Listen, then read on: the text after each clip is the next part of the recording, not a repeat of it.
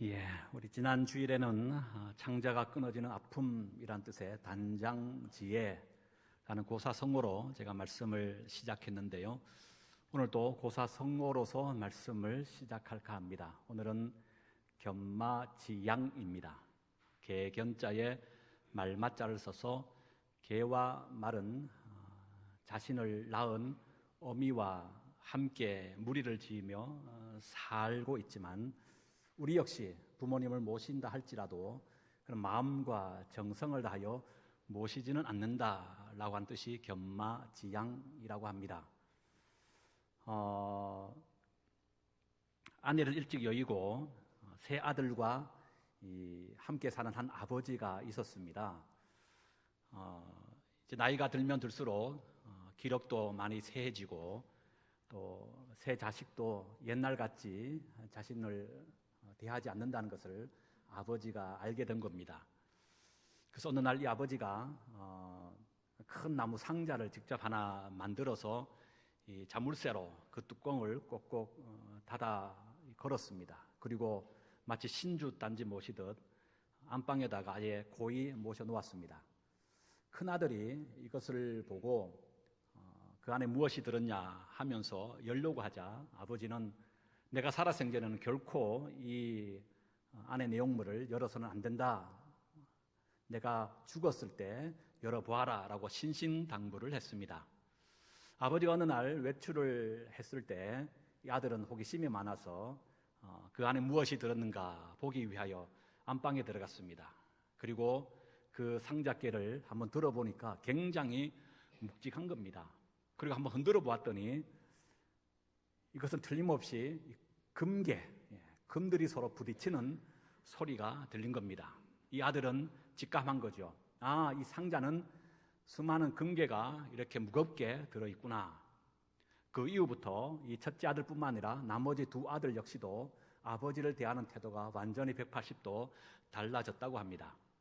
그리고 세월이 흘러 아버지가 돌아가시자 이 세 아들들은 이 금괴가 들었다고 하는 생각하고 있는 이 상자 앞에 모여들어 함께 그 금괴의 문을 열었습니다.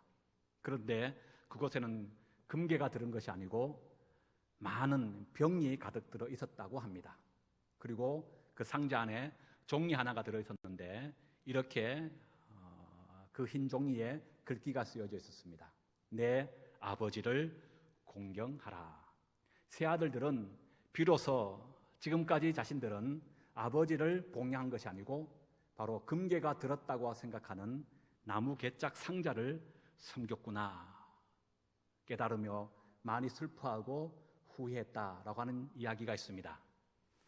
여러분, 오늘 이 이야기는 자식된 우리에게 여러 많은 시사하는 바가 많은 것 같습니다. 오늘은 5월 8일 어버이날이자 5월 두 번째 주일 어버이 주일을 또 보내고 있습니다. 그래서 오늘은 룻을 통하여 배우는 효라고 한 제목으로 크게 세 가지 관점에서 말씀을 받고자 합니다. 첫 번째, 한번 따라할까요? 끝까지 함께하는 것이 효입니다. 끝까지 함께하는 것이 효인데요. 그냥 단순히 함께하는 것이 아니라 부모님의 그 상실의 아픔을 헤아려 가면서 함께하는 것이 진정한 효라고 하는 겁니다. 오늘 룻기는 우리가 너무 잘 알고 있는 내용의 말씀 아닙니까? 지난 한 주 동안에 새벽기도 오신 분은 아시겠습니다만은 새벽기도 한 주 동안에 말씀을 묵상했던 본문 역시도 룻기서였습니다. 이스라엘 땅에 큰 흉년이 들었죠. 그때 베들레헴에 살고 있던 한 가정, 바로 가장이 엘리멜렉이고 아내가 나오미죠. 그리고 두 아들 말론과 기론이 바로 아버지의 손에 이끌려서 흉년을 피하여 하나님 없는 이방 땅 모압으로 이사를 하게 됩니다. 그런데 이사한 지 얼마 되지 않아 이 나오미에게 첫 번째 큰 상실의 아픔을 경험하게 됩니다. 그게 뭐냐 하면 1장 3절에 나오죠. 3절 한번 읽어볼까요? 시작. 나오미의 남편 엘리멜렉이 죽고, 여기 1장 3절에 보면 아내 나오미의 첫 번째 큰 상실, 남편이 죽은 것이다 라고 말하고 있습니다. 시골에 사시는 노 부부가 퀴즈 프로그램에 참여하게 되었습니다. 4글자로 된 단어를 맞추는 게임이었는데요. 먼저 할아버지가 할머니에게 설명합니다. 당신과 나 사이를 뭐라고 부르지? 할아버지가 이렇게 설명을 했더니 이거 아시나요? 정답이 뭡니까? 천생연분이 정답인데 그 할머니가 하는 말 평생 왼수라는 거예요. 원수도 아니에요. 왼수라고 했다는 거예요. 여러분, 아무리 평생 왼수의 사이라 할지라도 사람이 인생을 살아가면서 가장 큰 아픔, 슬픔이 뭐냐면 배우자와의 사별이라고 합니다. 김광석 씨가 부른 노래 가운데 어느 60대 노 부부 이야기가 있죠. 저는 이 노래를 들을 때마다 가슴이 뭉클함을 느끼는데요. 아마 여러분들도 이 노래를 많이 들어보셨을 겁니다. 그 가사의 내용이 이렇습니다. 곱고 희던 그 손으로 넥타이를 메어주던 때 어렴풋이 생각나오 여보 그때를 기억하오. 막내 아들 대학 시험 뜬 눈으로 지내던 밤들 어렴풋이 생각나오 여보 그때를 기억하오. 세월은 그렇게 흘러 여기까지 왔는데 인생은 그렇게 흘러 학문에 기우는데 큰딸아이 결혼식 날 흘리던 눈방울이 이제는 모두 말라 여보 그 눈물을 기억하오. 세월이 흘러가며 흰머리가 늘어가네 모두가 떠난다고 여보 내 손을 꼭 잡았소. 세월은 그렇게 흘러 여기까지 왔는데 인생은 그렇게 흘러 학문에 기우는데 다시 못 올 그 먼 길을 어찌 혼자 가려 하오. 여기 날 홀로 두고 여보 왜 한마디 말이 없어. 여보 안녕히 잘 가시게. 여보 안녕히 잘 가시게. 여보 안녕히 잘 가시게. 오늘 나오미가 나이 들면서 얻게 되는 첫 번째 상실이 바로 남편에 대한 죽음이었습니다. 그런데 나오미에게 두 번째 상실이 또 찾아옵니다. 4절과 5절인데요. 다시 한번 읽어볼까요? 시작. 그들은 모압 여자 중에서 그들의 아내를 맞이하였는데 하나 이름은 오르바요 하나 이름은 루시더라. 그들이 거기에 거한 지 10년쯤에 말론과 기론 두 사람이 다 죽고, 말론과 기론이 누굽니까? 나오미의 두 아들이 되는 거예요. 두 번째 이 나오미에게 있어서 큰 상실의 아픔은 아들들의 죽음이었습니다. 부모는 죽어서 땅에 묻지만 자식은 죽으면 가슴에 묻는다라고 하는 말이 있지요. 지난주에 고사성어 단장지에 얼마나 아팠으면 창자가 끊어지는 아픔, 창자가 끊어지는 슬픔이라고까지 말할까요? 바로 자식을 앞세운 부모의 심정이 그렇다는 거예요. 단장의 슬픔, 단장의 아픔이라고 그렇게 표현하고 있는 겁니다. 우리는 세월호 참사를 잊지 못합니다. 이 참사로 인해서 죽은 자식을 그리워하던 부모가 집에서 자살하는 일들도 있었음을 우리가 보게 됩니다. 실질적으로 세월호 이 참사 유가족들 10명 가운데 4명이나 자살을 생각해 본 적이 있다고 합니다. 이것은 일반인의 자살 시도 평균보다 무려 20배나 높은 수치라고 말을 합니다. 그만큼 자식의 죽음은 부모가 견디기에 어려운 상실의 또 다른 큰 아픔임에 분명한 거지요. 나오미에게 찾아온 또 하나의 상실이 있습니다. 그것은 오늘 본문에 읽지 않았습니다마는 2장 2절에 기록되어 있습니다. 2절을 한번 읽어볼까요? 2장 2절입니다. 시작. 모압 여인 룻이 나오미에게 이르되 원하건대 내가 밭으로 가서 내가 너희에게 은혜를 입으면 그를 따라서 이삭을 죽겠나이다. 여기 며느리를 앞세워서 남의 집에 가서 밭에 떨어져 있는 이삭을 죽게 한 거예요. 여러분, 이삭을 죽는다는 것은 뭡니까? 그 당시에 이삭을 죽는 사람은요, 가난한 자들이 죽는 거예요. 먹을 것이 없는, 배고파하는 사람, 내 땅 한 평 없어 농사를 거둘 수 없는, 가난하게 짝이 없는 자들이 남의 집 추수하는 그 밭에 가서 떨어진 이삭을 줍는 거예요. 그러니까 나오미에게 닥친 세 번째 상실이 뭘까요? 경제적인 상실이라고 하는 거예요.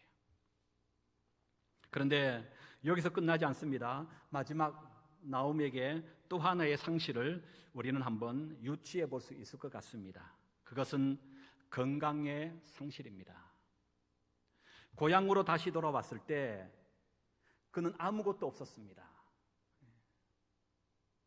먹을 것이 없어서 며느리를 앞세워서 남의 밭에 가서 동냥살이 하듯 이삭을 줍는 그 이삭의 한 줌을 가지고 매일매일 살아가는 거예요.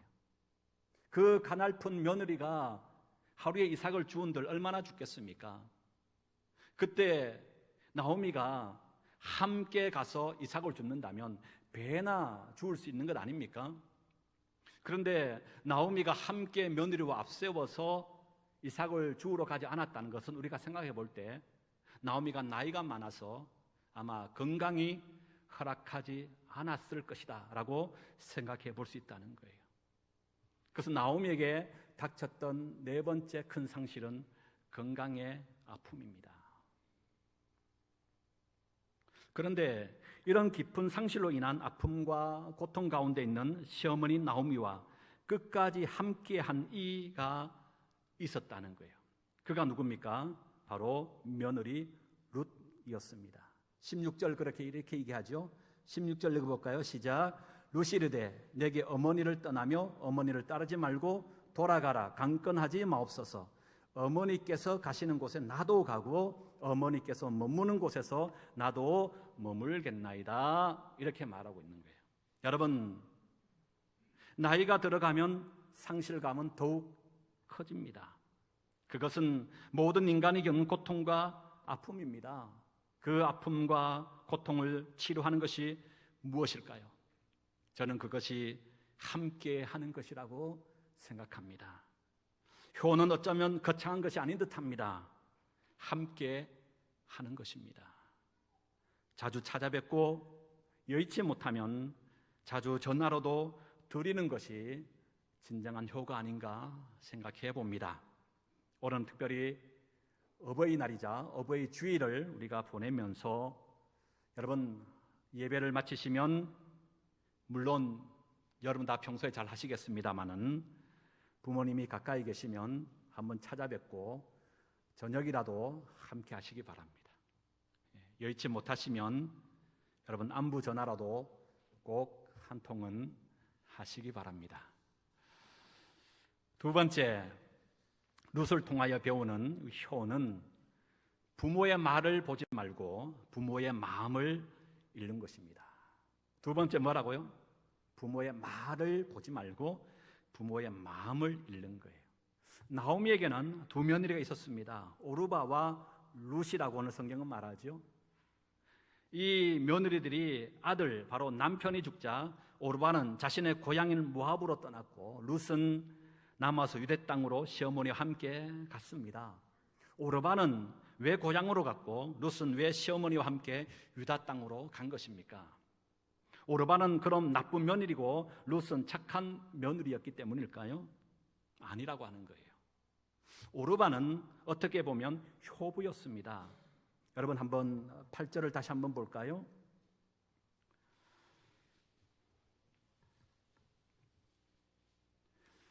예, 8절 보기 전 7절을 보십시다. 7절 보니까 중반에 보니까 두 며느리도 그와 함께하여 유다 땅으로 돌아오려고 길을 가다가 여기 보면 이제 남편도 죽고 10년쯤 되었을 때에 두 아들 말론과 기론도 다 죽은 거예요. 그러니까 더 이상 모압 땅에 있을 이유가 없습니다. 들려오는 소식은 고향 이스라엘 베들레헴에 흉년이 그쳤다는 얘기가 들려오는 거예요. 이방 땅에 더 이상 정을 붙이고 있을 필요가 없는 겁니다. 그래서 이 나오미는 고향 이스라엘 베들레헴으로 돌아가고자 작정한 것이죠. 그런데 길을 나설 때에 나오미 혼자 나선 것이 아니고 누구와 함께 나섰다는 겁니까? 두 며느리도 함께 유대 땅으로 가기 위하여 길을 나섰다는 거예요. 두 며느리도 함께 어머니를 따라 낯선 이방의 자신들의 입장에서는 베들레헴으로 가고자 길을 나선 겁니다. 그때 8절에 나오미가 이 두 며느리에게 이렇게 얘기하는 것이죠. 8절 읽어봅니다. 시작. 나오미가 두 며느리에게 이르되 너희는 각기 너희 어머니의 집으로 돌아가라는 거예요. 그리고 9절에 보면요, 그들에게 입맞추기까지 하며 그들이 소리 높여 뭐 했다? 두 며느리가 운 겁니다. 여기 입맞추다는 것은 마지막 작별 인사를 하는 거예요. 너희들 돌아가라. 예. 크게 소리 높여 울었어요. 그런데 10절에 보면 이 두 며느리가 똑같이 시어머니 나오미에게 이렇게 말합니다. 10절입니다. 시작. 나오미가 이르되 아니니다. 우리는 어머니와 함께 어머니의 백성에게로 돌아가겠나이다 하는지라. 두 며느리가 똑같이 다시 돌아가라 라고 하는 어머니의 손을 뿌리치고 나는 어머니와 함께 하겠습니다. 어머니의 백성에게로 함께 돌아가겠습니다라고 두 며느리가 똑같이 얘기하고 있다는 거예요. 이때 11절에 보면 나오미가 똑같이 또 얘기합니다. 내 딸들아 돌아가라. 12절도 말합니다. 내 딸들아 되돌아가라. 그리고 13절 읽어볼까요? 시작. 너희가 어찌 그들이 자라기를 기다리겠으며 어찌 남편 없이 지내겠다고 결심하겠느냐. 내 딸들아 그렇지 아니하리라. 여호와의 손이 나를 치셨으므로 나는 너희로 말미암아 더욱 마음이 아프도다 하며 14절 그때야 비로소 어떻게 합니까? 그들이 소리를 높여 다시 울더니 오르바 며느리가 그의 시어머니에게 입을 맞추고 떠나게 된 거예요. 그러니까 1년에 이런 모든 내용들을 살펴보면 모압의 자신의 땅으로 고향으로 돌아간 이 첫 번째 며느리 오르바를 우리는 불효자라고 말할 수 없습니다. 그 또한 어쩌면 효부였다고 하는 사실이에요. 그런데 그렇다면 룻은 왜 자신의 고향으로 가지 않냐고? 어머니와 함께 어머니의 고향으로 다시금 함께 갈 수 있었을까요? 그것은 다른 것이 아닙니다. 만약 자신마저 어머니 곁을 떠난다면 어머니가 얼마나 더 큰 상실의 아픔 가운데 빠질까? 룻은 어머니의 말보다가는 어머니의 그 아픈 마음을 더 헤아리고 있었던 것입니다. 그래서 어머니가 말한 그 말대로 듣지 아니하고 어머니의 마음을 읽은 이가 바로 룻이었다고 말할 수 있다는 거예요.